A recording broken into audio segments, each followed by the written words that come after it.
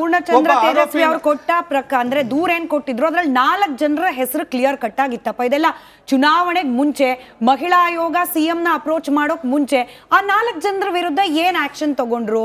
ನಿಮ್ಮದೇ ಸರ್ಕಾರದ ಅಡಿಯಲ್ಲಿ ಬರುವ ಪೊಲೀಸ್ ಇಲಾಖೆ ಆಗಿರ್ಬೋದು, ಚುನಾವಣಾ ಆಯೋಗ, ಅದ್ ನಿಮ್ ಸರ್ಕಾರದ ಅಡಿಯಲ್ಲಿ ಬರ್ದೇ ಹೋದ್ರು ಕೂಡ ನಾನು ಅದೇ ಹೇಳ್ತಿದ್ದೀನಿ, ಪೊಲೀಸ್ ಇಲಾಖೆ ನಿಮ್ ಸರ್ಕಾರದ ಅಧೀನದಲ್ಲಿ ಬರ್ದೇ ಹೋದ್ರು ಕೂಡ ಚುನಾವಣಾ ಆಯೋಗ, ಅಲ್ಲಿನ ಸ್ಥಳೀಯ ಮಟ್ಟದ ಚುನಾವಣಾಧಿಕಾರಿಗಳು ಆಪ್ಷನ್ ಇತ್ತಲ್ವಾ? ರಾಮಕೃಷ್ಣ ಸರ್ 21ನೇ ತಾರೀಕಿಗೆ ಕಂಪ್ಲೇಂಟ್ ಕೊಟ್ಟಿದ್ದಾರೆ. ಕುಮಾರಸ್ವಾಮಿ ಅವರು ಹೇಳೋ ಪ್ರಕಾರ ಅದನ್ನ ಡಾಕ್ಯುಮೆಂಟ್ ದೇವರಾಜೇಗೌಡರು ಕೂಡ ಆರೋಪಿ ಆಗ್ಬೇಕಾಗತ್ತೆ. ಯಾಕೆಂದ್ರೆ ಈಗ ಕುಮಾರಸ್ವಾಮಿ ಅವರು ನನ್ನ ಹತ್ರ 6 ತಿಂಗಳು ಮುಂಚೆನೆ ವಿಡಿಯೋ ಇದೆ, ಇಂಜೆಕ್ಷನ್ ತೆಗೆಸಿದ್ರೆ ನಾನು LED ವಾಲ್ ಹಾಕ್ಬಿಟ್ಟು ತೋರಿಸ್ತೀನಿ ಅಂತ ಹೇಳ್ತಾರೆ.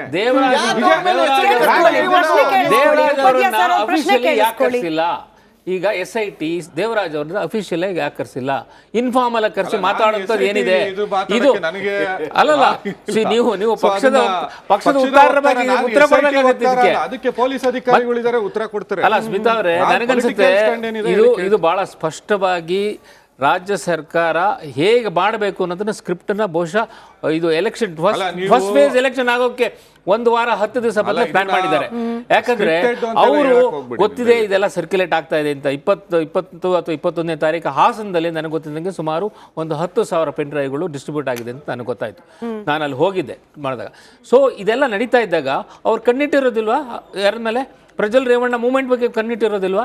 ಅವ್ರು ಹೆಂಗೆ ಇಲ್ಲಿಂದ ವಿದೇಶಕ್ಕೆ ಹಾರ್ಬಿಟ್ರು? ಪೊಲೀಸ್ನವ್ರು ಅವತ್ತು ನಿಲ್ಲಿಸಬಹುದಾಗಿತ್ತು, ಹೋಗ್ಬಿಟ್ಟು ಏರ್ಪೋರ್ಟ್ ಅಲ್ಲಿ ಹೋಗಿ ಅವತ್ತೇ ಅರೆಸ್ಟ್ ಮಾಡ್ಬೋದಾಯ್ತು. ಕಸ್ಟಡಿ ತಗೊಂಡ್ಬಂದು ಯಾಕೆ ತೊಗೊಳ್ಳಿಲ್ಲ?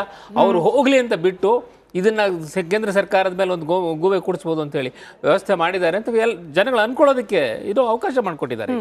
ಅಲ್ಲ, ನೀವು ಕ್ರಮ ನಡಿ ಈಗ ಶುರು ಮಾಡೋಣ.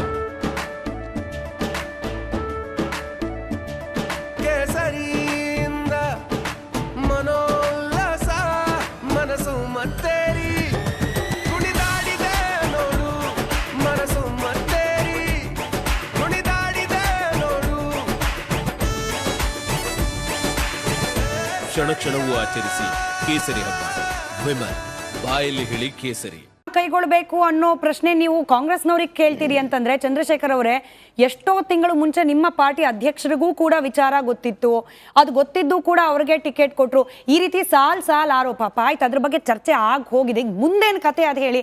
ಇಂಥ ಆರೋಪ, ಚುನಾವಣಾ ಮತದಾನ ಪ್ರಕ್ರಿಯೆ ಮುಗ್ದೇ ಹೋಯ್ತು, ನಿಮ್ಮ ಮೈತ್ರಿ ಹೆಂಗೆ ಮುಂದುವರಿಯತ್ತಾ? ನೋಡಿ, ಬಿಜೆಪಿ ಕೇವಲ ಇದೊಂದು ಪ್ರಾದೇಶಿಕ ಪಕ್ಷ ಜೊತೆ ಅಲ್ಲ, ಇಡೀ ದೇಶದಲ್ಲಿ ಸುಮಾರು 40 ಪ್ರಾದೇಶಿಕ ಪಕ್ಷಗಳ ಜೊತೆ NDA ಇದ್ದಾವೆ. ನಮಗೆ ಸ್ವಂತ ಬೆಂಬಲದಿಂದ ಕಡೆ ಬಾರಿನೇ 303 ಕ್ಷೇತ್ರಗಳು ಬಂದಿದ್ದು ಸ್ವಂತ ಬಲದಿಂದ ಇದ್ರೂ ಕೂಡ ನಾವು ಯಾಕೆ ಪ್ರಾದೇಶಿಕ ಪಕ್ಷಗಳ ಜೊತೆ ಹೋಗ್ತೀವಿ ಅಂತ ಹೇಳಿದ್ರೆ, ಬಿಜೆಪಿಯ ಸಿದ್ಧಾಂತ ಅಥವಾ ಮೋದಿಯವರ ಸಿದ್ಧಾಂತ ಪ್ರಾದೇಶಿಕತೆಯಿಂದನೇ ರಾಷ್ಟ್ರೀಯತೆ, ಪ್ರಾದೇಶಿಕತೆಯನ್ನು ಗಟ್ಟಿ ಮಾಡ್ತಾ ಒಂದು ಬೃಹತ್ತಾದ ರಾಷ್ಟ್ರವನ್ನು ಕಟ್ಟಬೇಕು ಅಂತೇಳಿ. ನಮ್ಮಲ್ಲಿ ಕಳೆದ ಬಾರಿ 25 ಸೀಟ್ ಗೆದ್ದಿದ್ವಿ 28ರಲ್ಲಿ. ಆದರೂ ನಾವು JDS ಜೊತೆ ಯಾಕೆ ಹೋದ್ವಿ ಅಂತ ಹೇಳಿದ್ರೆ, ಇದೇ ಪ್ರಾದೇಶಿಕತೆಗೆ ಒತ್ತು ಕೊಟ್ಟುಕೊಂಡು ಒಂದು ಪ್ರಾದೇಶಿಕತೆಗೆ ಶಕ್ತಿ ತುಂಬಬೇಕು ಅಂತೇಳಿ. ಬಿಜೆಪಿ JDS ಜೊತೆ ಓದಿದ್ದು 3 ಕಾರಣಗಳನ್ನು, 3 ನೋಡಿಕೊಂಡು, ಒಂದು ದೇವೇಗೌಡರ ಮುಖ ನೋಡಿಕೊಂಡು, ಮತ್ತೊಂದು ಕುಮಾರಸ್ವಾಮಿ ಅವರ ಮುಖ ನೋಡಿಕೊಂಡು, ಮತ್ತೊಂದು ಆ ಪಕ್ಷದ ನಿಷ್ಠಾವಂತ ಕಾರ್ಯಕರ್ತಗಳೇನಿದಾರಲ್ಲ ಆ ಮುಗ್ಧ ನಿಷ್ಠಾವಂತ ಕಾರ್ಯಕರ್ತರು ನೋಡಿಕೊಂಡು. ಇವತ್ತು ದೇವೇಗೌಡರಿಂದ ತಪ್ಪಾಗಿದೆಯಾ? ಇಲ್ಲ. ಕುಮಾರಸ್ವಾಮಿ ಅವರಿಂದ ತಪ್ಪಾಗಿದೆಯಾ? ಇಲ್ಲ. ಆ ಮುಗ್ಧ ಏನು ಕಾರ್ಯಕರ್ತರಲ್ಲ ಅವರಿಂದ ತಪ್ಪಾಗಿದೆಯಾ? ಸಾಧ್ಯವೇ ಇಲ್ಲ.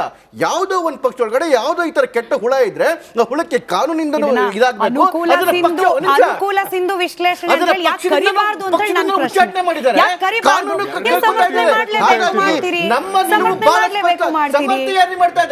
ಉಗ್ರತೆ ಶಿಕ್ಷೆ ಕೊಡಿ ಅಂತ ಹೇಳ್ತೀವಿ ನಾವು.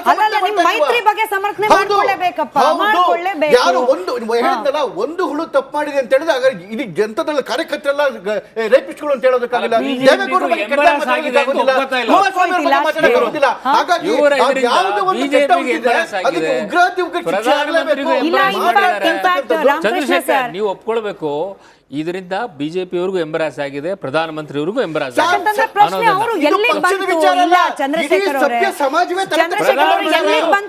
ವಾರದ ನಂತರ ನಿನ್ನೆ ಪ್ರಧಾನಿಗಳು ಕೂಡ ಇದ್ರ ಬಗ್ಗೆ ರಿಯಾಕ್ಟ್ ಮಾಡುವ ಅನಿವಾರ್ಯತೆ ಬಂತು. ತಗ್ಗಿಸ್ಬೇಕ್ರಿ, ಬರೀ ಬಿಜೆಪಿ ಅಲ್ಲ ಇದು, ಇಡೀ ಸಭ್ಯ ಸಮಾಜವೇ ತಲೆ ತಗ್ಗಿಸ್ಬೇಕು. ಯಾಕೆ ಅವ್ರು ಮಾಡಿದ ತಪ್ಪಿಗೆ? ಹೌದು, ಅವ್ರು ಮಾಡಿದ ಕೃತ್ಯ ಸಮಾಜಕ್ಕೆ ಅಂತವ್ರಿಗೆ ಉಗ್ರವಾದಿ ಶಿಕ್ಷೆ ಆಗ್ಬೇಕು ಅನ್ನೋದು ಇದನ್ನ ವೀಕ್ಷಕರಿಗೆ ಬಿಡೋಣ, ವೀಕ್ಷಕರಿಗೆ ಬಿಡೋಣ. ದೇಶ ಬಿಟ್ಟು ಓಡೋಗಕ್ಕೆ ಅವಕಾಶ ಮಾಡ್ಕೊಟ್ರಲ್ಲ, ಇವ್ರಿಗೆ ಏನಾಗ್ಬೇಕು? ಓಕೆ, ಅಂದ್ರೆ ಕಾಂಗ್ರೆಸ್ ಸರ್ಕಾರ ಹೇಳ್ಕೊಡ್ತಾ ಹಿಂಗೆಲ್ಲ ಮಾಡ್ತಾ ಇರಿ, ನೀವು ಹಿಂಗ್ ಮಾಡಿ ವಿಡಿಯೋ ಮಾಡ್ಕೊಂಡಿರಿ. ಅಲ್ಲಿಗೆ ವೀಕ್ಷಕರಿಗೆ ಒಂದು ಚಿಕ್ಕ ಬ್ರೇಕ್ ನ ಸಮಯ. ಗೌರಿ ಮುಕುಂದರಾಜ್ ಅವರೇ, ಕಾಂಗ್ರೆಸ್ ಪಕ್ಷಕ್ಕೂ ಕೂಡ ಮುಜುಗರನೇ ಆಯ್ತಾ ಅಂತ ಹೇಳಿ, ಎಸ್ಪೆಷಲಿ ಡಿ ಕೆ ಶಿವಕುಮಾರ್ ಅಂತ ಮಹತ್ವಾಕಾಂಕ್ಷಿ ರಾಜಕಾರಣಿ, ಅವ್ರೇನು ಮುಖ್ಯಮಂತ್ರಿ ಆಗ್ಬೇಕು ಅಂತ ಬಹಳ ಕನಸಿದೆ ಅಂತ ಚರ್ಚೆ ನಿಮ್ ಪಕ್ಷದಲ್ಲಿ ಆಗ್ತಿದೆಯೋ ಇಲ್ಲೋ ಗೊತ್ತಿಲ್ಲ, ಆಚೆ ಅಂತೂ ಆಗ್ತಾ ಇದೆ. ಹಿಂಗೊಬ್ಬ ಮುಖ್ಯಮಂತ್ರಿ ಆಗೋರ್ ವಿರುದ್ಧ CD master, pen drive mastermind, ಇವರೇನೆ ಅಲ್ಲಿ ಕುತ್ಕೊಂಡು ಪ್ಲಾನ್ ಮಾಡಿದ್ದು, ಸ್ಕ್ರಿಪ್ಟು, ಪ್ರೊಡಕ್ಷನ್, ಇಂಥ ಆರೋಪ ಬ್ಯಾಕ್ ಟು ಬ್ಯಾಕ್. ನಿಮ್ಗೂ ಗೊತ್ತಿದೆ, ಇದು ಮೊದಲಲ್ಲ, ಕೊನೆ ಆಗ್ಲಿ ಅಂತ ಹೇಳಿ ಆಶಿಸೋಣ. ಅಲ್ಲ, ಈ ಥರದ್ದು ಏನೇ ಆದಾಗಲೂ ಕೂಡ ಕಾಂಗ್ರೆಸ್ ಪಕ್ಷದ ಟ್ರಬಲ್ ಶೂಟರ್ ಅಂತ ಡಿ ಕೆ ಶಿವಕುಮಾರ್ ಅವರು ಹೆಸರು ತಗೊಂಡಿದ್ದಾರೆ. ಕುಮಾರಸ್ವಾಮಿ ಅವ್ರಿಗೆ ಒಕ್ಕಲಿಗರ ಹಿಡಿತ ಎಲ್ಲಿ ತಪ್ಪೋಗ್ಬಿಡುತ್ತೋ ಅಂತ ಒಂದು ಆತಂಕ ಇದೆ. ಅದಾದ ನಂತರ ಆ ಕಡೆ ರಮೇಶ್ ಜಾರಕಿಹೊಳಿ ಅವ್ರ ಪ್ರಕರಣ ಅಸೆಂಬ್ಲಿನಲ್ಲೂ ಕೂಡ ಡಿ ಕೆ ಶಿವಕುಮಾರ್ ಅವರು ಮಾತಾಡಿದ್ದಾರೆ. ರಮೇಶ್ ಜಾರಕಿಹೊಳಿ ಅವ್ರಿಗೆ ಹೋಗು ಅಂತ ಇವ್ರು ಹೇಳಿದ್ರು, ಡಿ ಕೆ ಶಿವಕುಮಾರ್ ಹೇಳಿದ್ರು.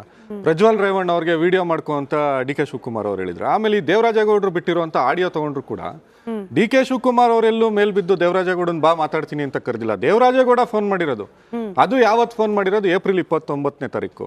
ಹೋಗಿರೋದು ಯಾರು? ಇನ್ನೊಬ್ಬ ಬಿಜೆಪಿ ಮುಖಂಡರಾದಂಥ ಶಿವರಾಮೇಗೌಡರು. ಇವ್ರ ಇದನ್ನ ಇಟ್ಕೊಂಡು ಇವರು ಶಿವರಾಮೇಗೌಡರು ಬಿಜೆಪಿ ಮುಖಂಡರು. ಸೊ ಇವರು ಮೇಲ್ ಬಿದ್ದು ಅದು ಅವರೇ ಹೇಳ್ಬೇಕು. ಸೊ ಈಗ ಬಿಜೆಪಿನಲ್ಲಿ ಅವ್ರ ಮಗನೂ ಕೂಡ ಮೊನ್ನೆವರೆಗೂ ಇದ್ರಲ್ಲಿ ಮಂಡ್ಯದಲ್ಲಿ ಅಸೆಂಬ್ಲಿ ಎಲೆಕ್ಷನ್ ಮಾಡ್ತಾ ಇದ್ದಾರೆ. ಸೊ ಡಿ ಕೆ ಶಿವಕುಮಾರ್ ಅವರು ಪ್ರಜ್ವಲ್ ರೇವಣ್ಣ ಅವ್ರಿಗಾಗ್ಲಿ, ರಮೇಶ್ ಜಾರಕಿಹೊಳಿಗಾಗ್ಲಿ, ರೇಣುಕಾಚಾರ್ಯಗಾಗ್ಲಿ ಅಥವಾ ರಘುಪತಿ ಭಟ್ಗಾಗ್ಲಿ, ಇನ್ನೊಬ್ರಿಗಾಗ್ಲಿ ಯಾರಿಗೂ ಕೂಡ ಡಿ ಕೆ ಶಿವಕುಮಾರ್ ಅವ್ರು ಹೇಳಿಲ್ಲ ನೀನು ಹೋಗು CD ಮಾಡ್ಕೊಂಬಪ್ಪ ಅಂತ. ಸೊ ಕುಮಾರಸ್ವಾಮಿ ಅವ್ರಿಗೆ ಒಂಥರ ಈ ಒಕ್ಕಲಿಗ ನಾಯಕತ್ವವನ್ನು ಮುಗಿಸ್ಕೊಂಡು ಬಂದಿರುವಂಥ ಫ್ಯಾಮಿಲಿ ದೇವೇಗೌಡರ ಫ್ಯಾಮಿಲಿ. ಆಮೇಲೆ ಇನ್ನೊಂದು ವಿಚಾರ ಗಮನಿಸಿ, 2011ರಲ್ಲಿ ಯಡಿಯೂರಪ್ಪ ಅವರು ಜೈಲಿಗೆ ಹೋಗೋದಕ್ಕೆ ಕಾರಣ ಅದ್ರ ಹಿಂದೆ ಕೆಲಸ ಮಾಡಿದವರು ಕೂಡ ಇದೇ ಕುಟುಂಬ, ದೇವೇಗೌಡರ ಕುಟುಂಬ. ಇವತ್ತು ಅಲ್ಲ ಗೊತ್ತಿಲ್ಲ ಯಾವ ಆಯಾಮದಲ್ಲಿ ಹೇಳ್ತಿದ್ದೀರಿ. PCR ಹಾಕ್ಸಿದ್ದು ಶಿವಮೊಗ್ಗದಿಂದ ನಾನು ವರ್ಕ್ ಮಾಡಿದ್ದೀನಿ, ನಾನು ಕಣ್ಣಾರೆ ನೋಡಿರುವಂತದ್ದು ನಾನು ಹೇಳ್ತಾ ಇದ್ದೀನಿ. ನಾನು ಕಣ್ಣಾರೆ ವರ್ಕ್ ಮಾಡಿ ಡಾಕ್ಯುಮೆಂಟ್ಸ್ ಕೊಡ್ತೀನಿ. ಯಾರು PCR ದೇವೇಗೌಡರ ಕುಟುಂಬ ಓಡಾಡ್ತಿತ್ತು. ಇವತ್ತು ಕುಮಾರಸ್ವಾಮಿ ಅವ್ರ ಪಕ್ಕ ಪ್ರೆಸ್ ಮೀಟ್ ಅಲ್ಲಿ ಕುತ್ಕೊಂಡಂತ ವಕೀಲರ ಸಂಘದ ಮಾಜಿ ಅಧ್ಯಕ್ಷರು ಅವತ್ತೇನ್ ರೋಲ್ ಮಾಡ್ತಾ ಇದ್ರು ಎಲ್ಲಾನು ಇದೆ. ಸೊ ದೇವೇಗೌಡರ ಕುಟುಂಬ ಯಡಿಯೂರಪ್ಪ ಅವ್ರನ್ನ ಜೈಲಿಗೆ ಕಳಿಸಿರೋ